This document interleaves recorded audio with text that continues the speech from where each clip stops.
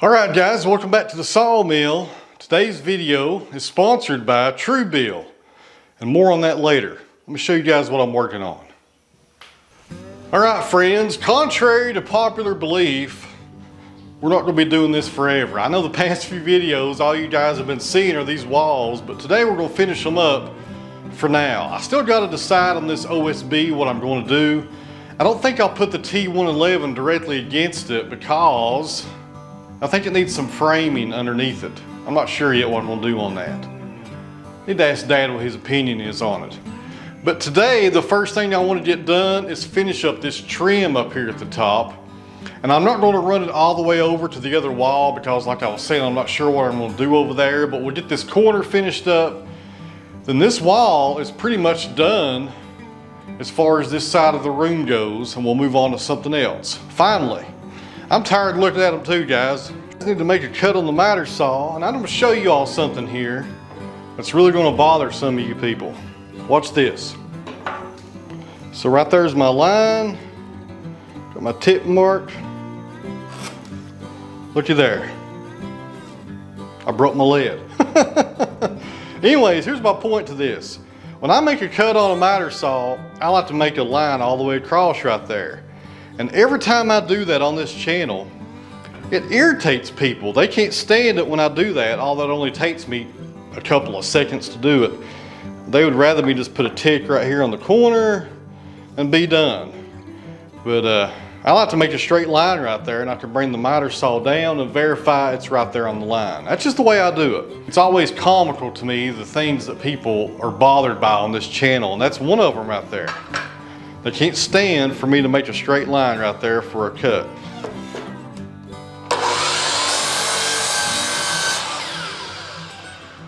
See if I can go 2 for 2.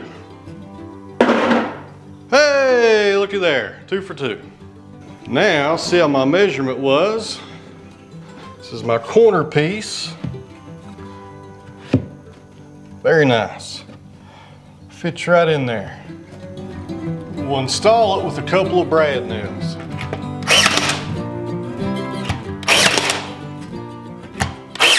Tell you what, it has been raining all morning and most of the night.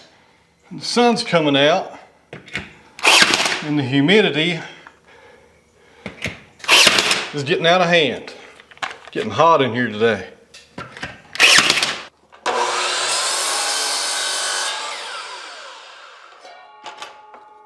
Three for 3. Not bad. Good fit.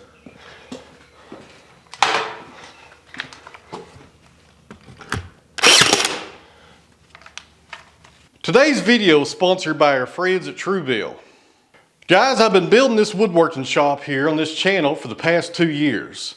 And behind the scenes, there's been a lot of money management going on in order for me to afford this building. This place is very expensive. Building materials aren't cheap. And you guys are facing those same kinds of obstacles in your life, whether it be a new marriage, planning for retirement, maybe you're saving for a new car or a new house, or renovation. And money management is just so important when it comes to stuff like that, and that's where Truebill comes into play. Truebill is an all-in-one personal finance platform. Now, after signing up with Truebill, guys, it was pretty eye-opening. I had all kinds of subscription services that I wasn't even using anymore. There were several streaming services that was $9 a month, $20 a month. Stuff I haven't even opened up on my phone in over a year and I was still paying for. And thanks to Truebill, I was able to find those and refresh my memory and get rid of them. And one of the best things about canceling those was it was easy. If I went on there on my own, I would have to log into a website that I probably don't have the sign-on information for anymore because I forgot it. Then they would send me a code to my phone. I'd probably have to call a number and recite the alphabet backwards or something. And it was a lot easier with Truebill, guys. I just pressed a button and it was canceled instantly. Truebill can also lower the monthly payments on the stuff you want to keep, such as your cell phone, maybe your internet provider, your cable service. Simply by uploading a picture to Truebill and tapping a button, they can negotiate your current bills and try to save you some more money. You can also set up budgets with Truebill to monitor your spending. You can monitor your credit score set up a smart savings account, and grow your net worth. Try it for free and unlock more features with premium. Head to truebill.com/outofthewoods or click the link in the video description. So a real big thank you to Truebill for sponsoring today's video. We really appreciate it. With that finished up, like I was saying earlier, right there on the top, I'll finish that whenever I decide what I'm going to do with the OSB over here. But right now, I need to move on to the second job of the day down here, installing some shelves. One of my favorite tools for doing something like this is my laser. I don't know if that's going to come through the camera or not. Let me kill the lights in here. There we go. That's probably showing up better now. So this laser, friends, is extremely handy for pictures, shelves, building, all kinds of stuff. And I bought it a few months ago. It's one of the best tools I think I've ever bought. As I did this off camera, I don't know if you can tell or not, but by using that laser, you can line your screw up right on the line. You can see right there's my screw. And it gets it perfect, guys, every time. There's the first screw for the first bracket. And over there is the second one right there.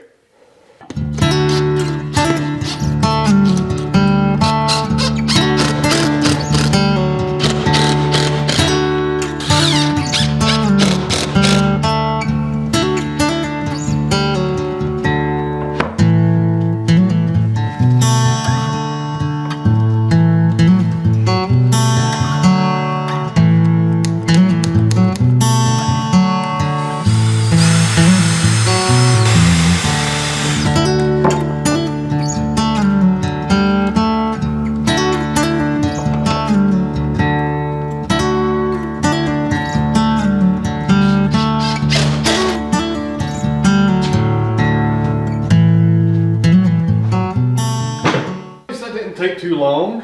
Now I can start bringing some of my hand tools down here, such as this smoothing plane right here. This is a German smoothing plane. It's made by a company called, I never can pronounce their name right. Ulma, U-L-M-I-A, I think is how you spell it.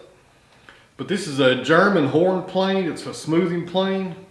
Very good hand tool right here. One of my favorites to use. And the good thing about the wooden hand planes, I can leave them out in the shop and not have to worry about rust because it's a wooden bodied plane. Pretty neat stuff.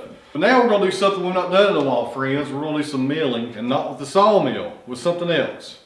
We're going to go over here to the molder room and get the MP260 fired up and run some walnut through it. This walnut has already been faced on two sides, so it's S2S, surfaced on two sides, but I need to do all four sides, and that's what the molder will do. It's a true 4/4. We're going to reduce this down to 3/4 on the thickness and probably 3 1/4 inches on the width. All right, friends, if you're new to this channel, what you're looking at is a Wood-Mizer MP260. This is a 4-sided molder. Now, what's that mean? Let me explain here pretty fast.